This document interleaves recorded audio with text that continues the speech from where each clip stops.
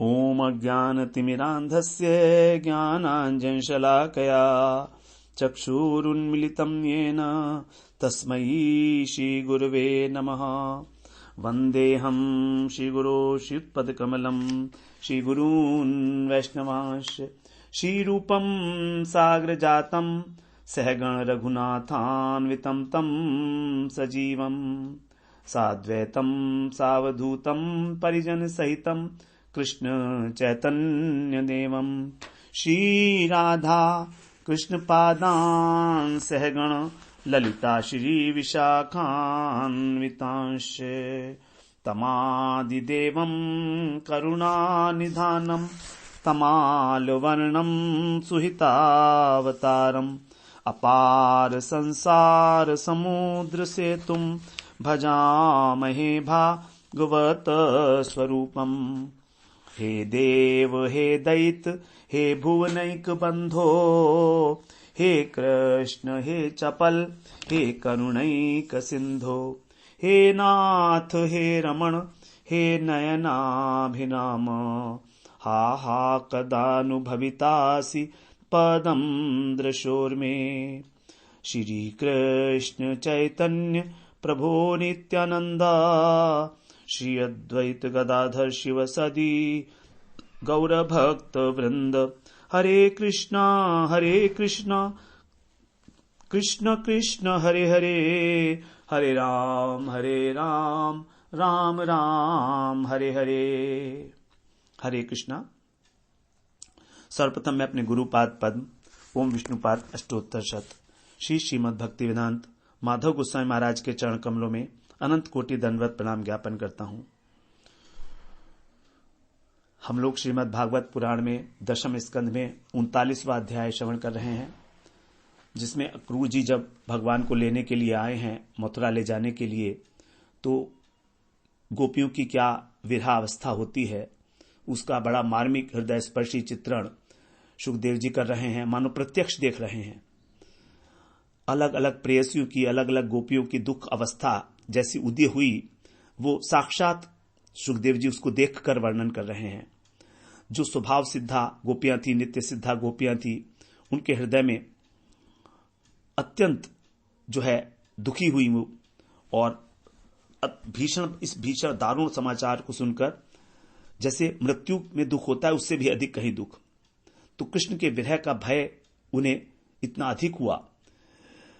यहां पर जो है यद्यपि उनके प्राण नहीं निकले यहां पर, क्योंकि कृष्ण यहां अकेले नहीं जा रहे हैं, नंद उपनंद इत्यादि जो वृद्ध जन हैं उनके साथ भी जाएंगे, इसलिए कहीं ना कहीं उन्हें यह आशा है कि कृष्ण लौट आएंगे। इस आशा ने ही उनको जिंदा रखा गोपियों ने, इसी आशा के संबल से ही वो जीवित रह पाई हैं। तो अनेक प्रकार की जो गोपियां हैं उनकी दिशा का वर्णन करते हुए पहले भद्रा गोपी हैं उनका बताया कि वो दीर्घ श्वास छोड़ने लगी, हृदय में इतना उनके ताप उत्पन्न हुआ, उनकी सारे मुख की जो शोभा थी वो म्लान हो गई।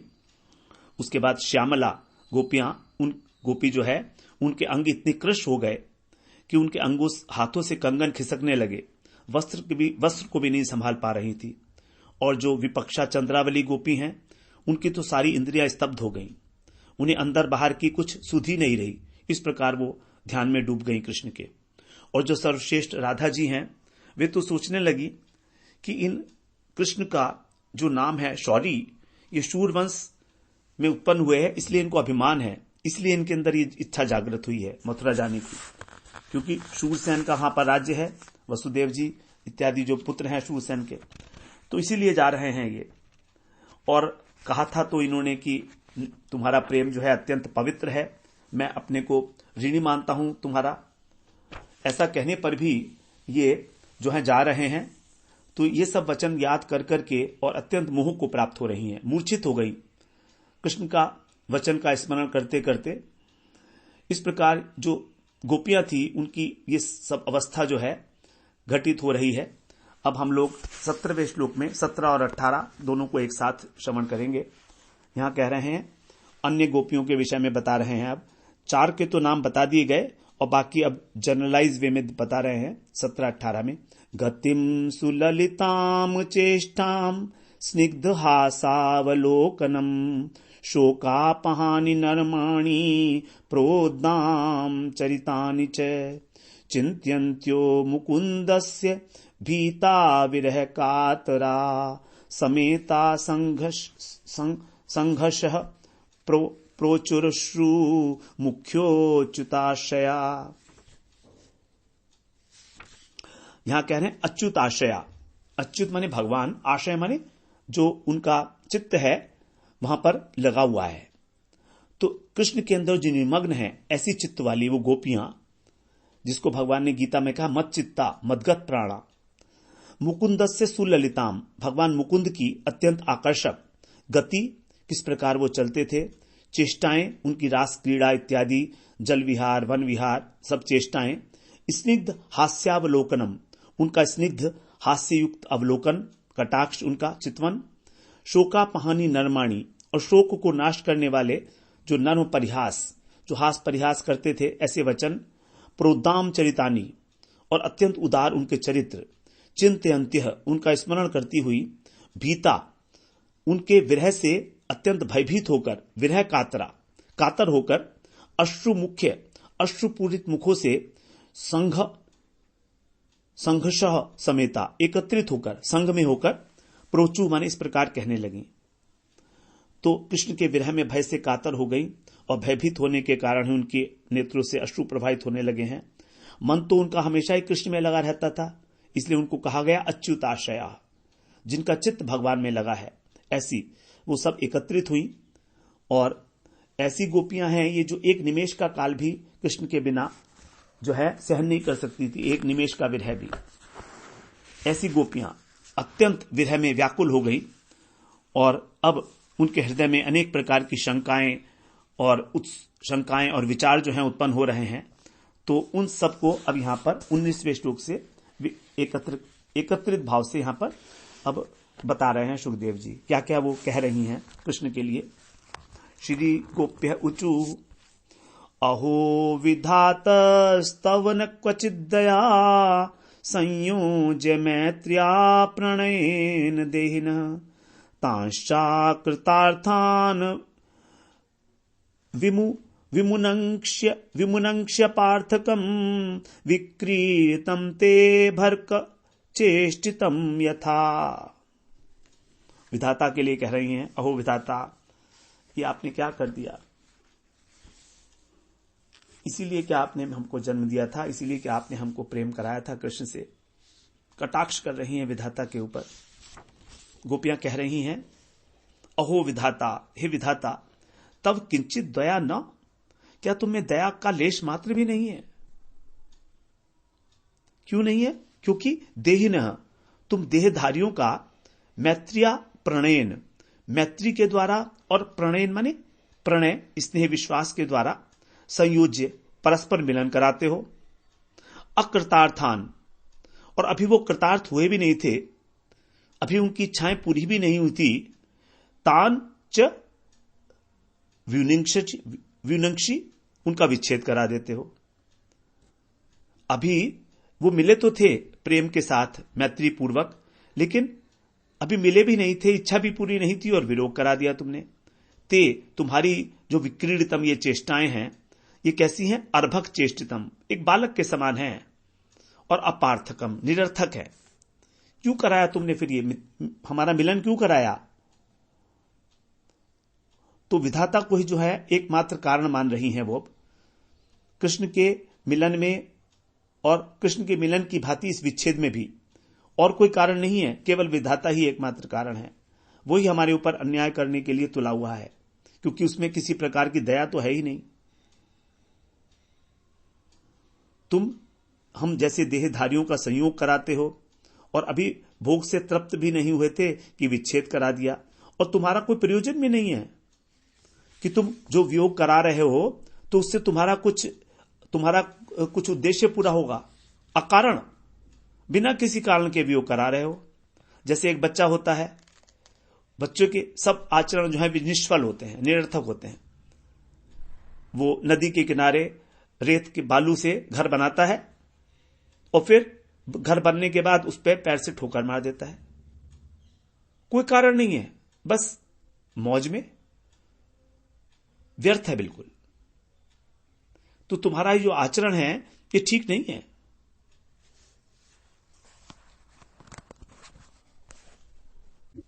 अब इस प्रकार जो है विधाता को आक्षेप करती हुई कृष्ण की जो रूप माधुरी है उनके हृदय में स्फुरित होने लगी और उसकी स्मृतियां जागृत होने लगी। तो अब वो 20वें श्लोक में कह रही हैं, यस्त्वं प्रदर्श्यासित कुंतलावृतम मुकुंद वक्त्रम सुकपोलमुन्नसम शोकापनोद स्मितलेश सुंदरम करोषि पारोक्षम साधुते कृतम। हे विधाता, यह त्वम असित कुंदलावृतम, तुम जो ये घने, और असित माने जो श्वेत नहीं है अर्थात काले, कुंतल जो घुंघराले केशों से आच्छादित हैं, ऐसा सुकपोल अत्यंत सुंदर कपोल वाले, उन्नसम उन्नत नासिका वाले, और सुघड़ नासिका उनकी उन्नत नासिका है, और शोकापनोद स्मित लेश सुंदरम, जो सब प्रकार के शोक को नाश करने वाला भगवान का मृदु हास्य है, ऐसा मुकुंद वक्त्रम श्री कृष्ण का मुख कमल प्रदृश्य हमको दिखाया। आपने हमको इस प्रकार का कृष्ण का मुख कमल दिखाया, पुनः इसके बाद क्या किया, पारोक्षम करोषि, उसको फिर अदृश्य कर दिया। अब यहां से कृष्ण चले गए हैं तो हम किसका मुख कमल देखें, कहां दिखेगा हमको, वो अदृश्य कर दिया आपने, परोक्ष कर दिया। ते तुम्हारा जो कृत्य ये कार्य है अत्यंत असाधु है, ये अत्यंत निंदनीय है। हमारी आंखों से तुमने उसको ओझल कर दिया। ये तुम्हारा जो कार्य है किसी भी प्रकार सराहनीय नहीं है, और ना ही इसमें तुम्हारा कोई विशेष उद्देश्य पूरा हो रहा है जो तुम ऐसा करते हो। तो इसलिए तुम केवल दयाहीन, विवेकहीन और विचारहीन नहीं हो, बल्कि तुम दुष्कृतिकारी हो, दुष्कर्म करते हो। तुम्हारा आचरण भी निंदनीय है। एक तो होता है हृदय के अंदर चलो दया नहीं है, आचरण अच्छा है, विवेक नहीं है तो भी आचरण अच्छा है, ऐसा भी नहीं है। लेकिन जो अखिल सौंदर्य का सार भगवान का मुखमंडल है, उसकी असमौर्ध माधुरी, असमौर्ध जिसके समान कोई है ही नहीं, उससे ऊपर कैसे होगी, ऐसी माधुरी को आपने हमारी दृष्टि से ओझल कर दिया। तुम कैसे इस प्रकार का कार्य कर देते हो। समझ में आया कि तुम्हें बुद्धि नहीं है, लेकिन आचरण भी तुम्हारा बिल्कुल गर्हित है, निंदनीय है। अब तीसरा आक्षेप लगा रही हैं ब्रह्मा जी के ऊपर। यदि ब्रह्मा जी कहें कि भैया मैं तो नहीं ले जा रहा हूं, ये तो अक्रूर महाशय हैं तो मथुरा ले जा रहे हो, मुझको तुम इतना क्रूर, इतना विवेकहीन क्यों कह रही हो। तो अब उसके उत्तर में गोपियां कह रही हैं, क्रूरस्त्वमक्रूर समाख्ययास्मना नश्चक्षुर्हि दत्तम हरसे बताग्यवत् ये नैक देशे खिल सर्ग सौष्ठमम त्वदीय मद्राक्ष्म वयम मधुद्विषः। कह रहे हैं, अरे विधाता, वयम ये न मधुद्विष एक देशे, वयम माने हमने, ये माने जिन नेत्रों के द्वारा, मधुद्विष जो मधु दैत्य के द्वेषी हैं अर्थात कृष्ण, उनको एक ही स्थान पर, एक देशे, त्वदीयम अखिल सर्ग सौष्ठवम, तुम्हारी जो अखिल सृष्टि है, पूरा ब्रह्मांड, उसका जो सौष्ठव है, उसकी जो निपुणता है, उसको हमने देखा है। अद्राक्ष्म, हमने तुम्हारी पूरी सृष्टि के अंदर जितनी भी सुंदरता हो सकती है, वो सारी की सारी सुंदरता हमने कृष्ण के रूप में एक स्थान पर दर्शन किए हैं उसके। तो यहां पर अब गोपियों का जो क्रोध है वो बढ़ता जा रहा है। डायरेक्ट कह रही हैं कि त्वम ही क्रूर, हाय हाय, बत का मतलब हाय हाय, त्वम ही क्रूर, निस्संदेह, ही माने निस्संदेह, किसी प्रकार का कोई संशय नहीं है हमें कि वास्तव में तुम ही क्रूर हो। यदि ब्रह्मा जी कहें कि भाई मेरा क्या दोष है, ये तो अक्रूर ले जा रहा है कृष्ण को, मैं क्या करूं, तो कह रहे ना, क्रूरता तो तुम हो, तुम क्रूर हो।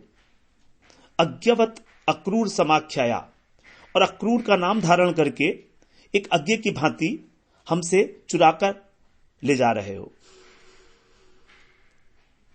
तुम ही अक्रूर हो, अक्रूर के रूप में तुम ही आए हो, अज्ञवत।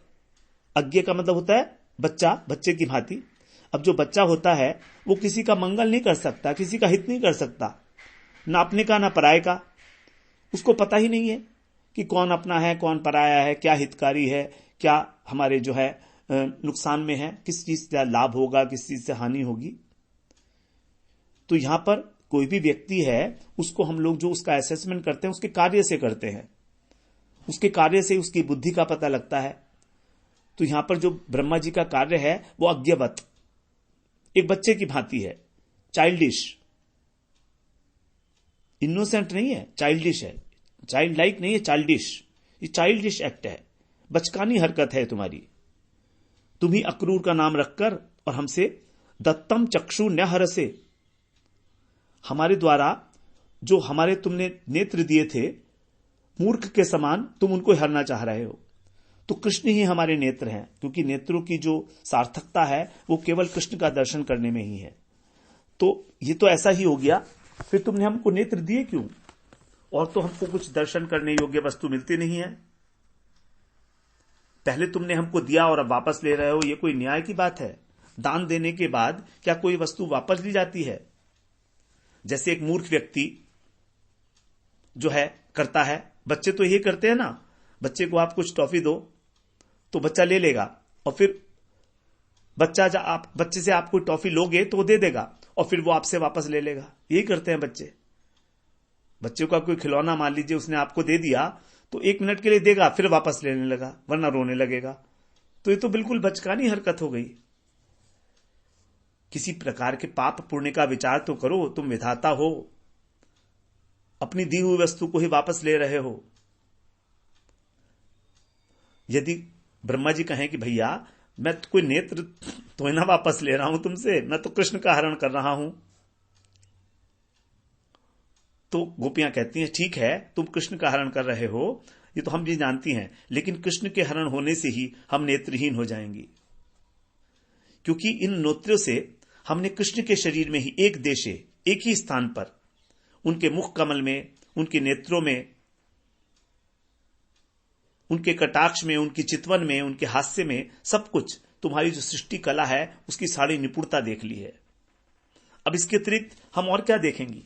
हमें और देखने के लिए क्या शेष रह गया? हमारे लिए और कोई भी चीज अब शेष नहीं है देखने के लिए, इसलिए तो हमारे नेत्रों को ही ले जा रहे हो। कृष्ण ही हमारे नेत्र हैं। तुम अक्रूर छद्म वेश में इस नाम को धारण करके अब हमारे को प्राण हरण करने के लिए आए हो, इसलिए तुम अतिशय क्रूर हो। यदि तुम अक्रूर होते तो यह कार्य नहीं करते, तुम क्रूर हो। और यह सोचो कि अपनी दान दी हुई वस्तु को वापस लेने में क्या तुमको पाप नहीं लगेगा?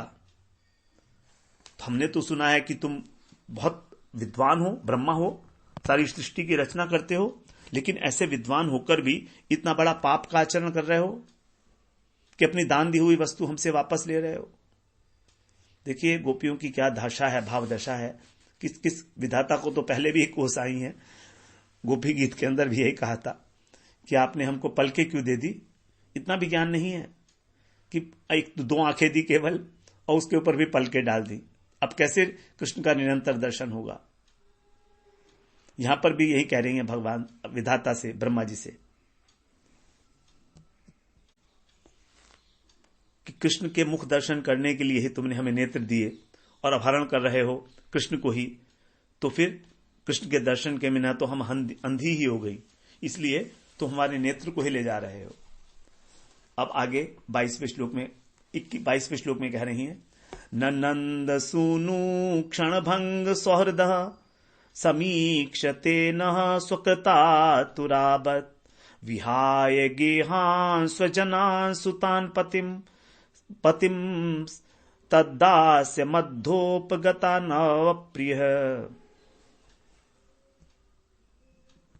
यहां पर भी बत शब्द का प्रयोग है।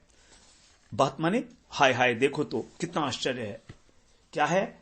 गेहान स्वजनान सुजान पतिम, हमने अपने घर को, अपने कुटुंबियों को, अपने पुत्र को, सुतान अपने पति को, इन सबको विहाय माने त्याग कर, छोड़कर, अद्धा माने सब प्रकार से, संपूर्ण रूप से, तत् दास्यम उनकी दासी, उपगता हम बन गई थी, हमने जिनकी दास्यता ग्रहण की थी कृष्ण की, ऐसे। लेकिन अब क्या है, किंतु नव प्रिय जो नई नई प्रेम करने वाली हैं, वो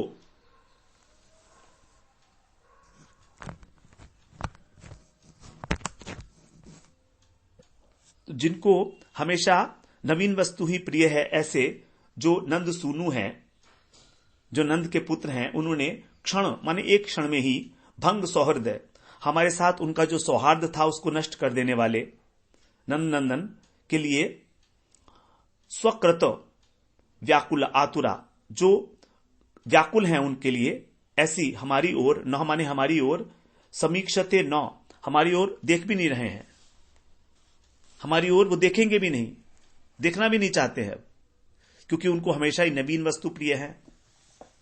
तो हम लोग ने तो सब कुछ घर द्वार छोड़ा उनके लिए, आज हम यहां पर हैं, उनकी दासी बनी हुई हैं, शोक से आतुर हो रही हैं।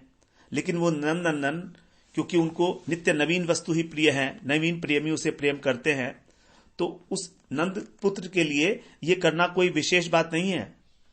उनका कितना सौहार्द था हमारे साथ, कितनी कितनी बातें हमारे से उन्होंने की थी कि मैं तुम्हारा ऋणी रहूंगा, लेकिन आज देखो तुम्हारे साथ चलने के लिए एकदम तैयार हो गए हैं। हमारे तो वो एकमात्र प्रेमास्पद हैं, हमारी उपेक्षा कर रहे हैं। ठीक है, अब हम विधाता को क्या दोष दें। तो यहां पर अब जो है गोपियां नंद भवन में खड़ी हैं और कृष्ण को दोष दे रही हैं। विधाता तो सुनेगा नहीं, विधाता को जो है दोष देने से तो कुछ होगा नहीं। तो यहां पर अब उनके हृदय में ईर्ष्या का भाव उत्पन्न हो रहा है कि ये मथुरा जाएंगे और वहां पर उनको नई नई रमणियां मिलेंगी। तो इससे जो है उनका ईर्ष्या का भाव, ईर्ष्या का अर्थ है यहां पर कि उनके प्रेम की अतिशयता। ईर्ष्या न ईर्ष्या प्रणयन बिना, यदि प्रेम नहीं होता तो ईर्ष्या भी नहीं होती है। तो अतिशय प्रेम का ही द्योतक है ईर्ष्या होना। तो कह रही हैं कि उन्होंने हमें जो प्रेम किया, सौहार्द हमारे प्रति दिखाया, वो देखो क्षण भर में ही नष्ट हो जाएगा। हमारी ओर वो दृष्टिपात भी नहीं कर रहे हैं। तो क्या चाहते हैं ये कृष्ण? ये चाहते हैं कि ठीक है, ये गोपियां ब्रज में रो रो कर मर जाएं और मैं मथुरा जाकर अब जो है सुख लाभ करूंगा। वहां पर जिनकी दासी बनने के लिए हमने अपने घर बार, स्वजन, पिता, पुत्र सबको छोड़ दिया, आज भी हमारा त्याग कर रहे हैं, क्योंकि उनको नई स्त्रियां ही, नई रमणियां ही जो है प्रिय लगती हैं, क्योंकि अब हम पुरानी हो गई हैं। इसलिए तो अब तो हमारे दोनों ही लोक जो हैं नष्ट हो गए, यह लोक भी नष्ट हो गया और परलोक भी नष्ट हो गया, क्योंकि हमने तो अपना घर भी छोड़ दिया है उनके लिए, और अब वो भी हमें छोड़कर जा रहे हैं, तो हमारे पास क्या बचा। तो जब गोपियां इस प्रकार से विलाप कर रही थी विधाता को दोष देते हुए, तो कुछ गोपियां जो हैं समाधिस्थ हो गईं, हास विलास की स्फूर्ति उनके अंदर दोबारा से आ गई, और अब कृष्ण के प्रति, कृष्ण की लीलाओं को स्मरण करके जो है अश्रुधारा बहा रही हैं। अब क्योंकि विधाता ने पहले श्याम सुंदर से मिलन कराया, अब उनका जो है विच्छेद करा रहा है, तो विधाता के बदले अब वो कृष्ण को ही जो है आक्षेपित कर रही हैं। पहले विधाता को कोस रही थी, अब कृष्ण को कह रही हैं कि विधाता को क्या दोष दे, ये हमारे कृष्ण जो हैं ये भी तो कम निष्ठुर नहीं है। अपनी अनुपम रूप माधुरी से इन्होंने पहले हमारे चित्त को आकर्षित करके अपनी सेवा में नियुक्त कर लिया। अत्यंत अल्प समय में ही हम लोग अपना सब कुछ छोड़कर इनकी दासी बन गई, और अब देखो ये हमारी ओर देख भी नहीं रहे हैं।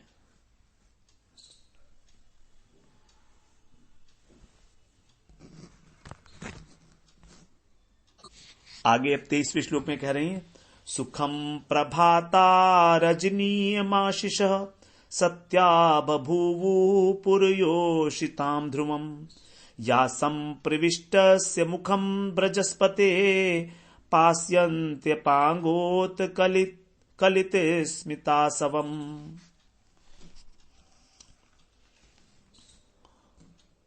यहां कह रहे हैं इयम रजनी, ये जो रजनी है अर्थात इसके पश्चात, इस रात्रि के बाद, सुखम प्रभाता, जो सुप्रभात होगा वो किसके लिए होगा? पुरयोषिताम, जो मथुरा की रमणियां हैं उनके लिए। ध्रुवम माने निश्चित रूप से। तो निश्चित रूप से मथुरा की रमणियों के लिए ये जो रात्रि के बाद प्रभात होगा वो अत्यंत सुखमय होगा। क्यों होगा? क्योंकि आशीष सत्या बभू, क्योंकि उनकी सारी अभिलाषाएं, आशीष माने अभिलाषाएं सत्या बभू, सब सफल हो जाएंगी, सत्य हो जाएंगी। कैसे होंगी? या जो ब्रजपते मुखम अपांग, ब्रजराज के मुख की ओर, कृष्ण के मुख की ओर अपांग, अपांग का मतलब तिरछी दृष्टि से, उत्कलित माने दृष्टि से, और स्मित आसवम पास्यंती, इसमें सुधा का पान करेंगी। तो जो कृष्ण है उनके मुख से और तिरछी दृष्टि से निकलने वाला जो अमृत है उसका उपान करेंगी। तो कृष्ण जब देखेंगे उनको कटाक्ष पूर्वक, तब उनको वो जो है अमृत प्राप्त होगा। गोप जो मथुरा की रमणियां हैं, जब मथुरा में प्रवेश करेंगे कृष्ण, तब तो उनको जो है ब्राह्मणों ने जो आशीर्वाद दिया होगा वो आज सफल हो जाएगा, क्योंकि अपने मुखारविंद का मादक मधु उनको वितरण करते हुए और मथुरापुरी में प्रवेश करेंगे और मथुरा की रमणियां उसको पाकर अत्यंत धन्य हो जाएंगी।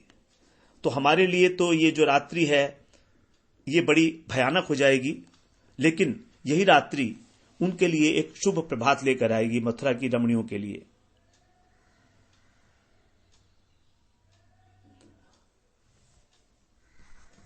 क्योंकि वे भगवान की उस मादक रसयुक्त मुख कमल का पान करेंगी अथवा अपनी रसना के द्वारा उसका आस्वादन करेंगी, अर्थात अपना कुल धर्म लज्जा इत्यादि को त्याग कर इनके संकेत को अंगीकार करेंगी।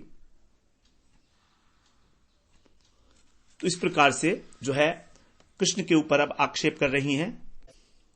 गोपियों के मन में एक भावना है कि यद्यपि कृष्ण धैर्यवान है, धीर पुरुष हैं, लेकिन तो भी जब मथुरा की रमणियां देखेंगी तो ये अपने मन को अधिकार में नहीं रख पाएंगे और निश्चित रूप से उनके अधीन होकर वहीं रह जाएंगे, क्योंकि वो तो बड़ी पढ़ी लिखी है, नगरवासी हैं, हम लोग तो गांव की ग्वारिन हैं। और जब कृष्ण का वो इस प्रकार दर्शन करेंगी तो उनके चित्त में इस प्रकार का, कृष्ण के चित्त में इस प्रकार का विभ्रम पैदा हो जाएगा, तब वो हमारे जैसी इन ग्रामीण स्त्रियों को स्मरण करके यहां लौटेंगे। ये आशा करनी निरर्थक है। आज सभी मथुरावासी जो हैं कृष्ण का दर्शन करके कृतार्थ हो जाएंगे। सभी लोगों के लिए, मथुरावासियों के लिए आज बड़ा महामहोत्सव होगा नेत्रों का, क्योंकि कृष्ण जो है वहां पर आज पधार रहे हैं। तो अब अन्य लोगों के लिए भी इसी बात को कह रही हैं आगे, गुरुजनों वगैरह के लिए भी, कि सभी लोग जो हैं बड़े प्रेम से इनको दर्शन करेंगे।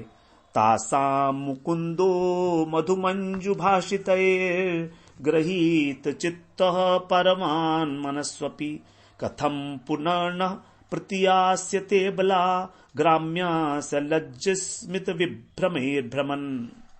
हे सखियों, परवान अपि मुकुंद, यद्यपि ये जो मुकुंद हैं ये बड़े आज्ञाकारी हैं, परवान आज्ञाकारी हैं और मनस्वी हैं, धीर पुरुष हैं। तासाम, लेकिन फिर भी जो मथुरा की स्त्रियां हैं उनकी मधु मंजु भाषितई, उन लोगों की मधु के समान मधुर वाणी और उनकी लज्जा युक्त मृदु हास्य से वशीभूत हो जाएंगे। और फिर ग्राम्या नह, हम जैसी ग्रामीण स्त्रियों के निकट पुनः लौटकर क्यों आएंगे? कथम पुनः प्रत्यास्यते, क्यों आएंगे? यदि हम कहें कि 2-4 दिन वहां पर रहकर और मथुरा में लौट आएंगे, तो इस आशंका से गोपी दूसरी गोपी से कह रही है कि तुम जानती नहीं हो, जब ये कृष्ण उनको उनकी मधुर मधुर वाणी सुनेंगे तो जो है आकृष्ट हो जाएंगे, क्योंकि हम जो हैं उन नारियों की तरह से बहुत अधिक लावण्यवती कला निपुण नहीं है। हम तो ग्वाल हम तो ग्वारन हैं, और वो लोग तो जो हैं बड़ी समझदार होंगी, पढ़ी लिखी होंगी। तो उनकी जो लज्जा मिश्रित हास्य होगा, उससे निश्चित रूप से कृष्ण जो है उनके प्रति आकर्षित होकर हमें भूल जाएंगे। आगे बोलती हैं, अध्यय ध्रुवम तत्र दृशो भविष्यते दाशारह भोजांधक वृष्णि सात्वताम महोत्सव श्री रमणम गुणास्पदम द्रक्ष्यन्ति ये चाध्वनि देवकी सुतम। आज मथुरा में निश्चित रूप से बहुत बड़ा उत्सव होगा। उस उत्सव के लिए कह रही हैं कि उत्सव में क्या क्या होगा, उसमें सभी की आंखों के लिए जो अत्यंत आनंद देने वाला होगा। अद्य माने आज, तत्र माने मथुरा में जो दाशार हैं, भोजवंशी हैं, अंधकवंशी हैं, वृष्णि और सात्वत, ये सब यदुवंश की प्रजातियां हैं। अध्वनि और मार्ग में जो जाने वाले लोग हैं वो भी। श्री रमणम जो लक्ष्मी जी के प्रियतम हैं, और गुणास्पदम सभी गुणों के आश्रय हैं, ऐसे देवकी सुतम देवकी नंदन को द्रक्ष्यन्ति सब लोग देखेंगे और निहाल हो जाएंगे। इसीलिए ध्रुवम महोत्सव भविष्यति, उनके लिए निश्चित रूप से एक बहुत बड़ा महोत्सव होगा कि उनका दर्शन करोगे तो उनके नेत्रों के लिए यह एक बहुत बड़ा उत्सव हो जाएगा। जो मार्ग में चलने वाले लोग हैं वो भी तो उनके देखेंगे, सभी लोगों के लिए उत्सव हो जाएगा। अध्व का अर्थ होता है मार्ग, अध्वनि माने मार्ग में जो चलने वाले हैं। 26वें श्लोक में कहते हैं, मैते तद विधस्या करुणस्य नाम्भू दक्रूर इत्येदद अतीव दारुणः योऽसौ अनाश्वास्य सुदुःखितं जनम् प्रियात् प्रियं नेष्यति पारमध्वनः। एतत् विधस्य अकुरुणस्य, एतत् इस प्रकार जो इतने अकरुण हैं, निर्दयी हैं, ऐसे अक्रूर नाम जिन्होंने अक्रूर नाम धारण किया है, इति एतत् म अभूत, उनको ये नाम नहीं लेना चाहिए, उनके ऊपर शोभा नहीं देता है अक्रूर नाम। अक्रूर जी के लिए कह रही हैं अब कि इनको शोभा नहीं देता, क्योंकि यह असौ अतीव दारुण है। क्योंकि ये जो अक्रूर है, असौ माने ये अतीव दारुण है, अत्यंत क्रूर है। सुदुखितम, क्योंकि हम अत्यंत दुखी, जन्म माने हम लोगों को अनाश्वास्य किसी भी प्रकार का आश्वासन न देकर, प्रियात हमारे प्राणों से भी प्रिय जो प्रियम जो कृष्ण है प्रिय, अध्वन पारम नेष्यति हमारे पार से, हमारे नेत्रों से दूर ले जा रहे हैं। पारम दूर ले जाना, तो बड़े क्रूर हैं, इनका अक्रूर नाम क्यों रख दिया, किसने रख दिया, ये शोभा नहीं देता। यहां तो हम लोग इतने दुखी हो रहे हैं और इन्होंने किसी प्रकार का हमको आश्वासन भी नहीं दिया, तो अब अक्रूर जी को शाप देते हुए कह रही हैं कि इनका कार्य बड़ा निर्दयी है, इसलिए इनका नाम क्रूर होना चाहिए। इन्होंने हमसे यह भी तो नहीं कहा कि मैं कृष्ण को वापस लाकर तुम्हें सौंपूंगा, हमें किसी प्रकार का आश्वासन नहीं दे देते, किसी भी ब्रजवासी को नहीं आश्वासन दिया उन्होंने। इसलिए यदि हम मर जाते हैं तो हमारे मरने का, हमारे वध का जो पाप है वो इन्हीं को लगेगा, क्योंकि हमारे प्राणों से अधिक कृष्ण को ये हमारे सामने से ही देखते देखते ही हमारे हमसे दूर ले जा रहे हैं। कितना कठोर हृदय होगा इनका।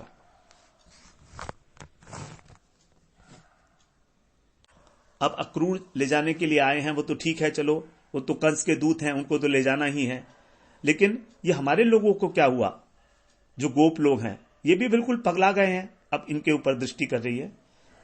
अनाद्र धीरेश समस्थितो रथम तमन्वमी च त्वरयन्ति दुर्मदः गोपानोभिस्तविरैरुपेक्षितम् दैवञ्च नोद्य प्रतिकूलमीहते।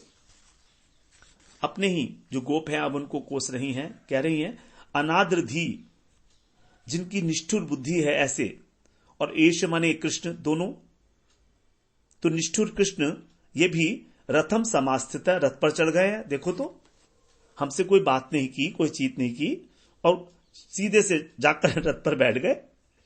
और अमी माने ये जो इनके साथ हैं दुर्मदा गोपा, ये जो मूर्ख गोप हैं इनके सखा, अनोभी ये भी बैलगाड़ियों में बैठ गए हैं, और त्वरयंती शीघ्रता पूर्वक तम अनु उनका अनुसरण कर रहे हैं। तो गोप जो हैं ये भी बिल्कुल मूर्ख है, कृष्ण तो है ही है निर्दयी।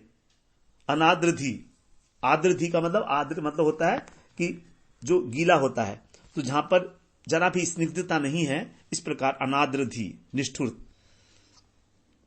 तो ये जो गोप हैं ये भी शीघ्रतापूर्वक उनका अनुसरण कर रहे हैं। और तो और इस्तवरई जो वृद्धगण हैं वे भी उपेक्षितम, उनको रोक नहीं रहे हैं। देखो तो क्या माया है भगवान की।